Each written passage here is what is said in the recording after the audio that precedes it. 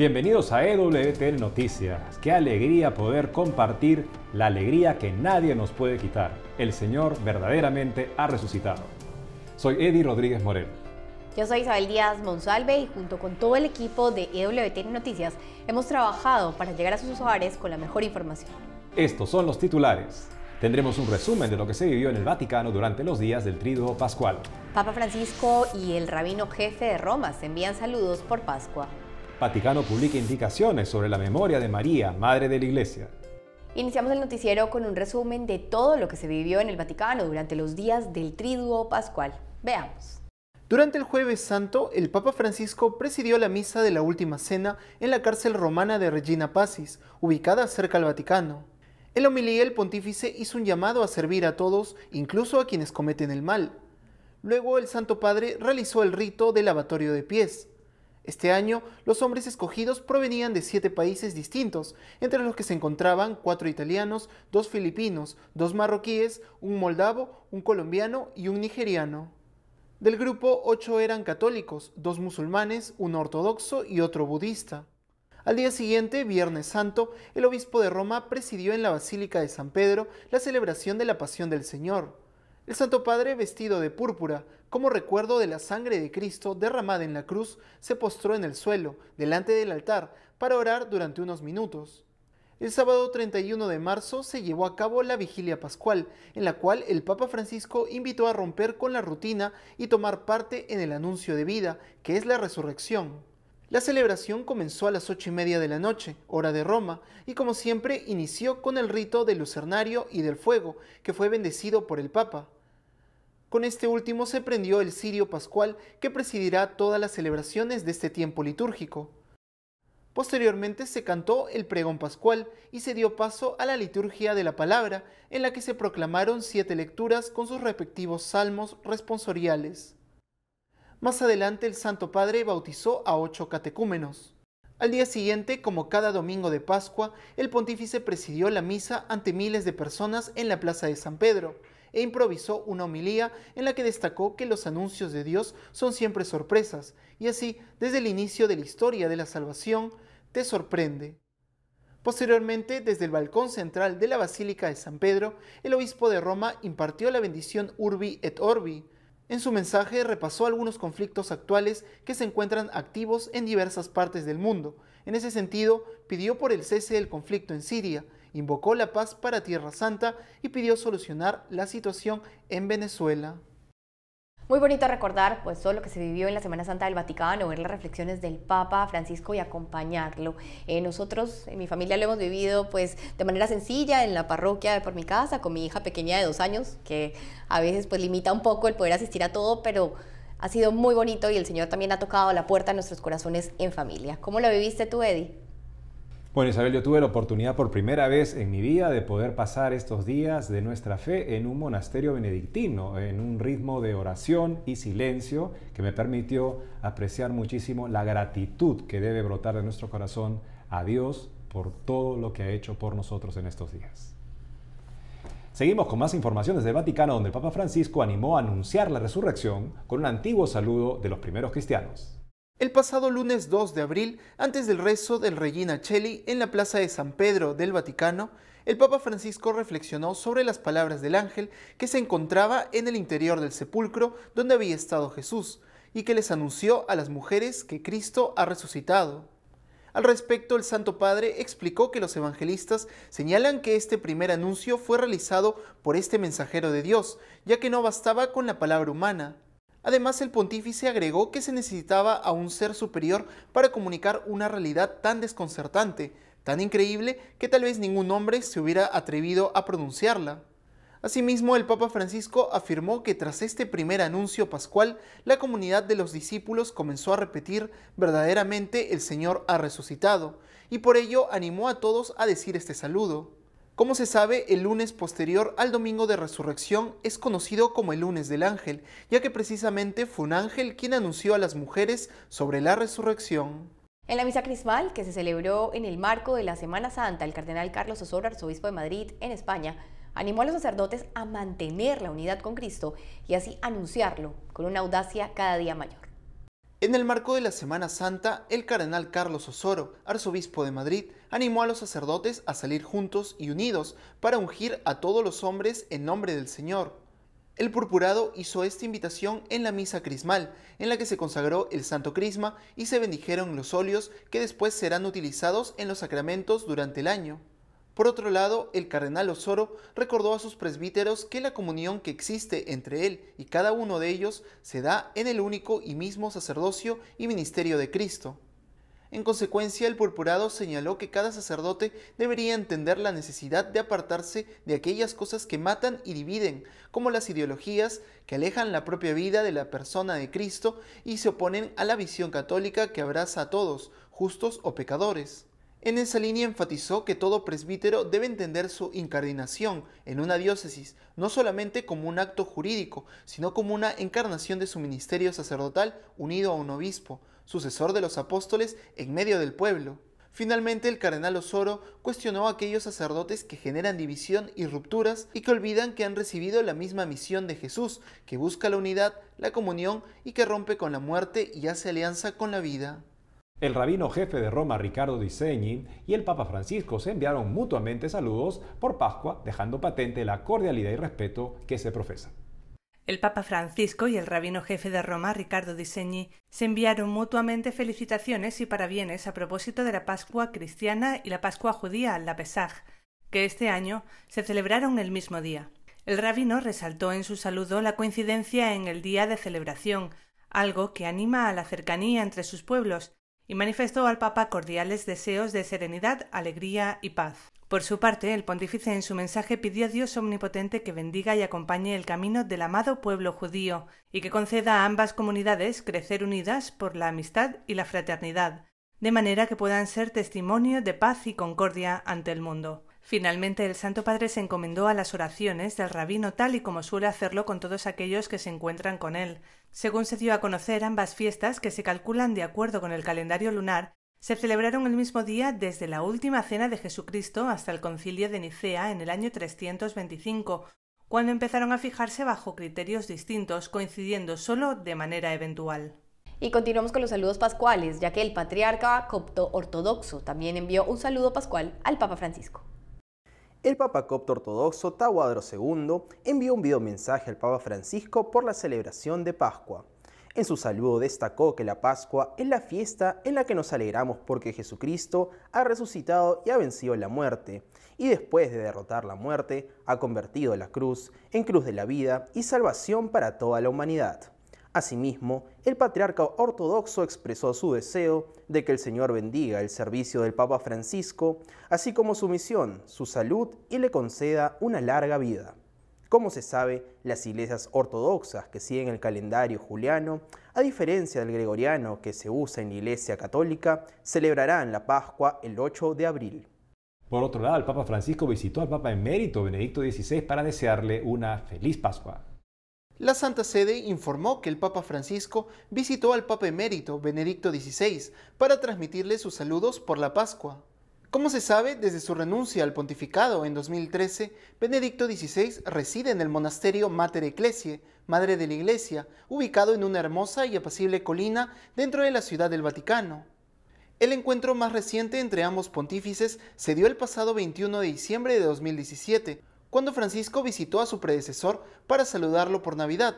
Ya son varias las ocasiones en las que el actual pontífice ha expresado su aprecio por el Papa emérito, como cuando en junio de 2016, en el vuelo que lo llevaba de Armenia a Roma, afirmó que con sus oraciones Benedicto XVI le custodiaba las espaldas.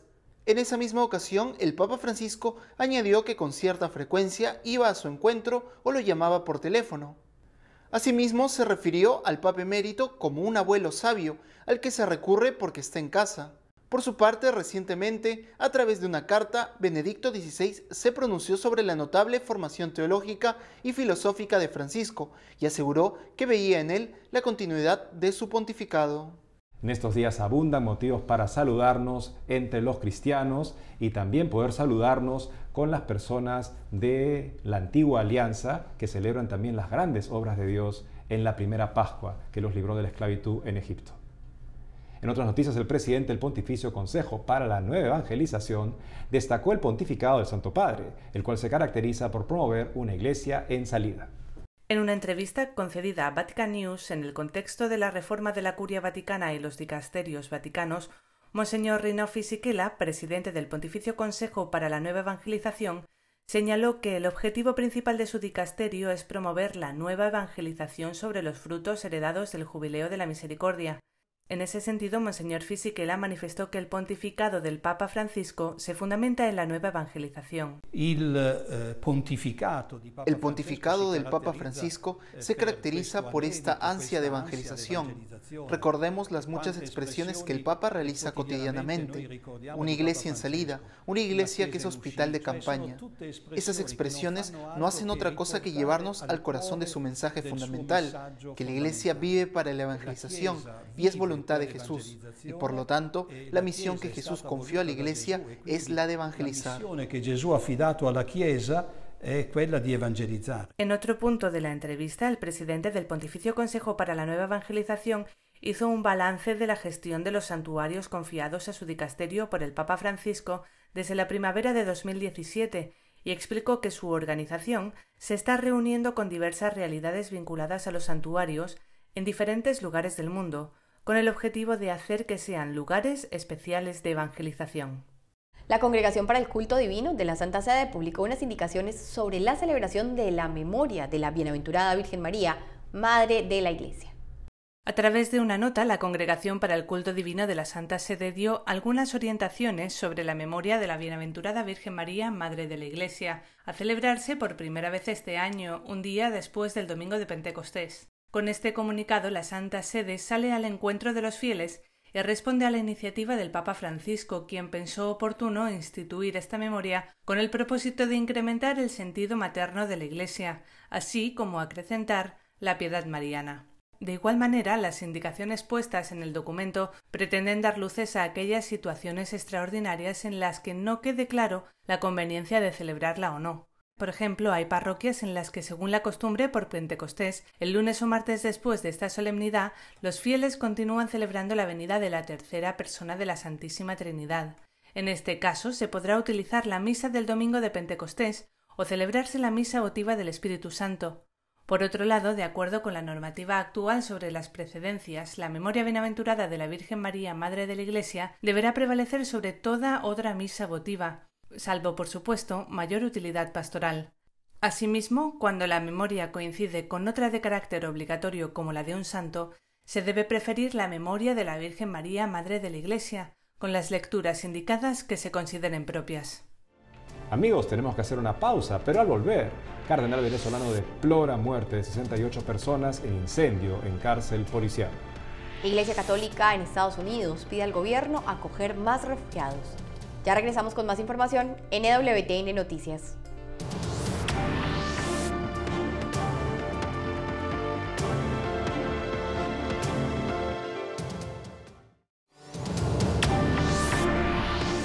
Continuamos con más información. En Venezuela, el arzobispo de Caracas deploró el fallecimiento de 68 personas luego de producirse un incendio en el interior de la cárcel de la policía de Carabobo.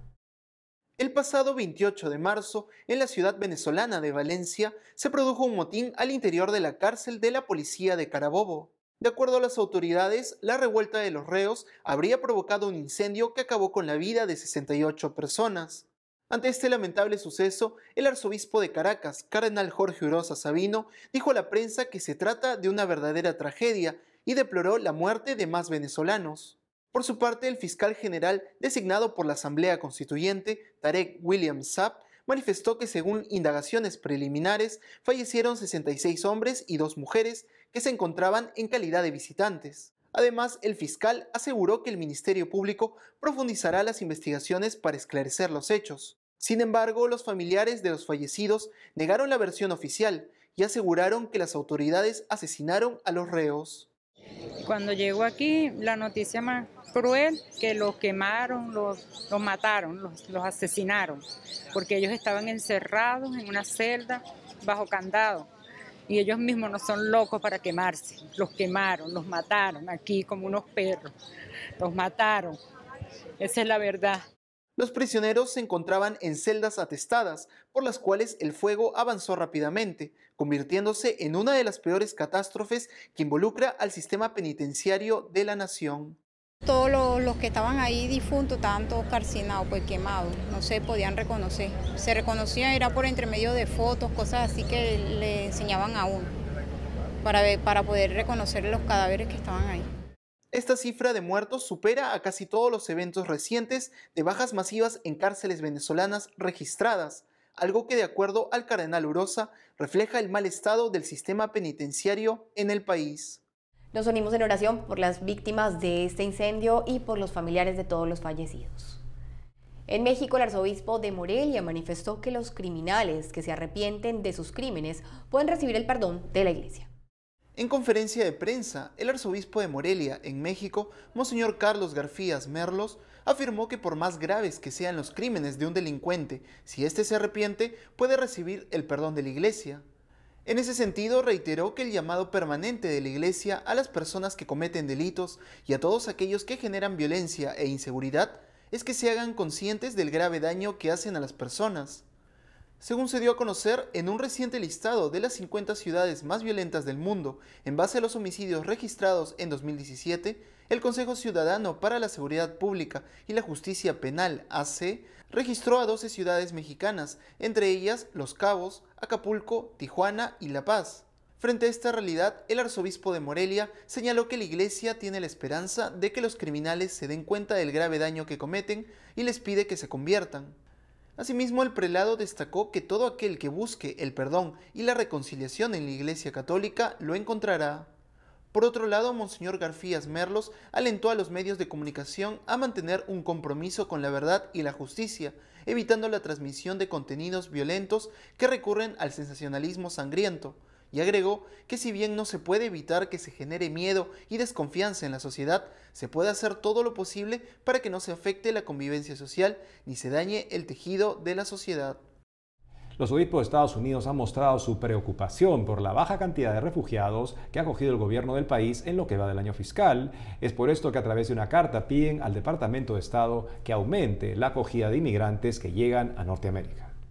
La Conferencia de Obispos Católicos de Estados Unidos, junto a 1.600 organizaciones, religiosos y líderes laicos, enviaron cada uno por su cuenta una carta al Departamento de Seguridad Nacional y al Departamento de Estado solicitando dialogar sobre el programa de admisión de refugiados. Estas solicitudes se dan a raíz de la profunda preocupación por la histórica reducción en el número de refugiados que son beneficiados con el reasentamiento en el país norteamericano. Y es que en lo que va del año fiscal del país, el cual termina en septiembre, el gobierno federal ha ayudado a 9.616 refugiados, un número que representa solo el 25% del número total que llegó en 2016. Por su parte, el presidente del Comité de Migración, Monseñor Joe Vázquez, a través de un comunicado, explicó que el bajo nivel actual de arribos de refugiados deja en peligro a miles de personas vulnerables en busca de protección.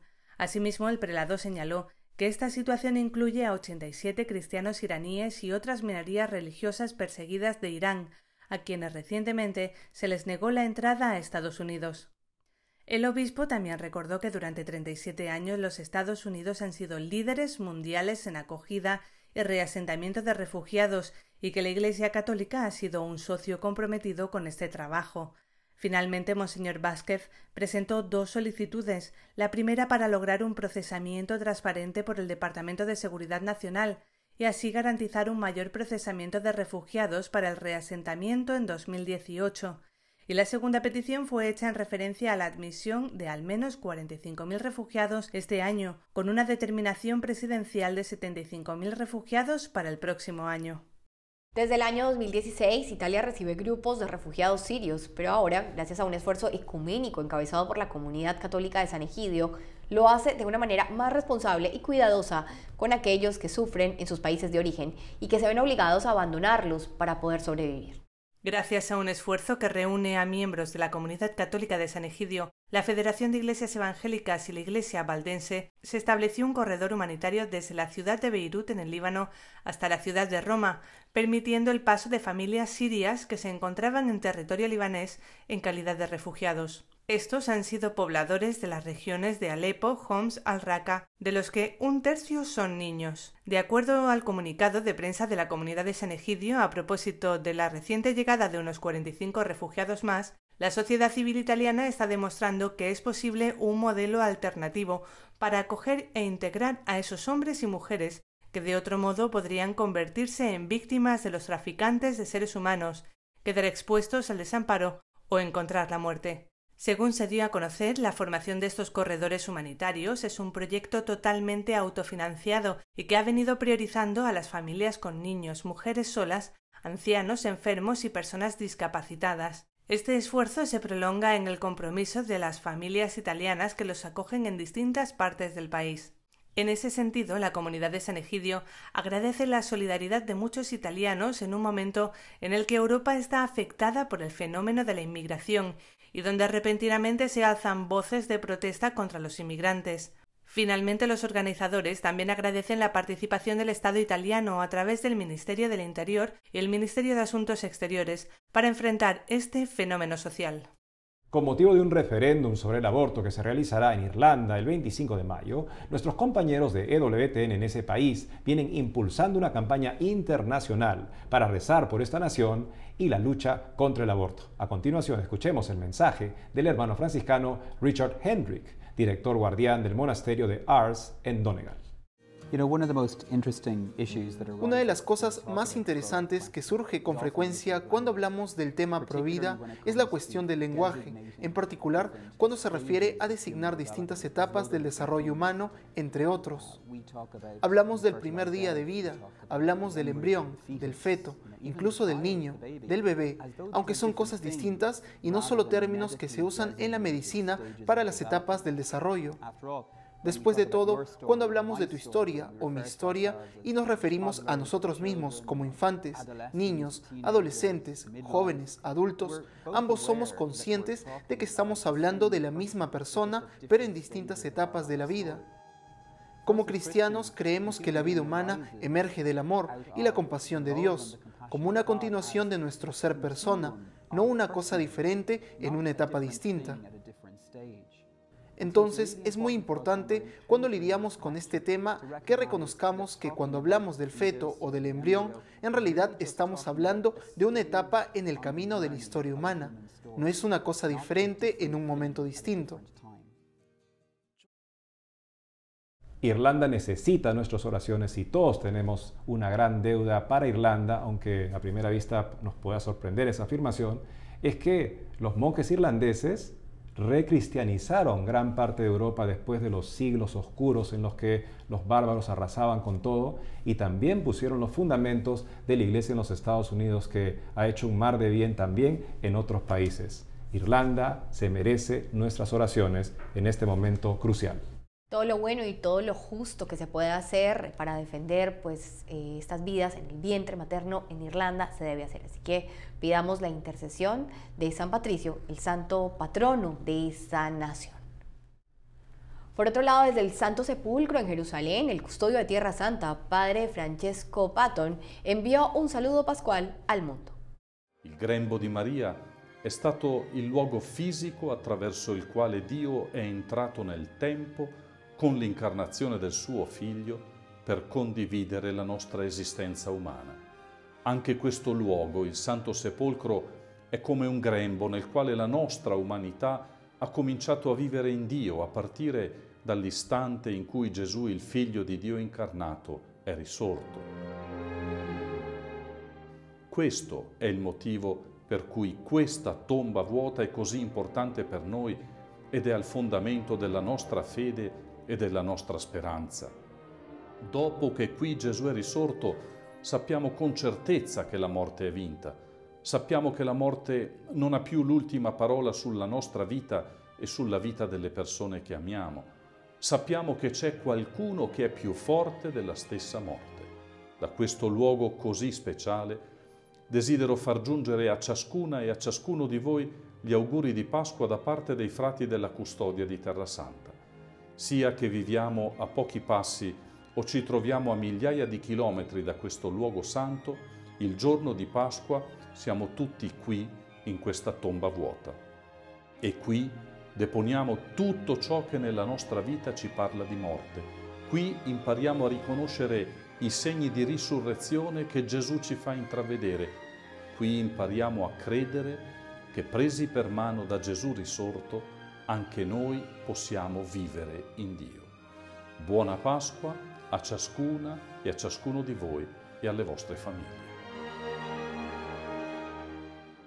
Queremos agradecerles a todos los que se han dado el tiempo de saludarnos, mandarnos emails en estos días. Gracias por ese cariño que queremos corresponder también, dándoles el más cordial saludo de Pascua de Resurrección. Y siguiendo la invitación del Papa Francisco, recordando a los primeros cristianos, pues hoy queremos decirles que Cristo ha resucitado, verdaderamente ha resucitado. Gracias amigos y hasta la próxima edición. Que tengan un buen día. Hasta pronto.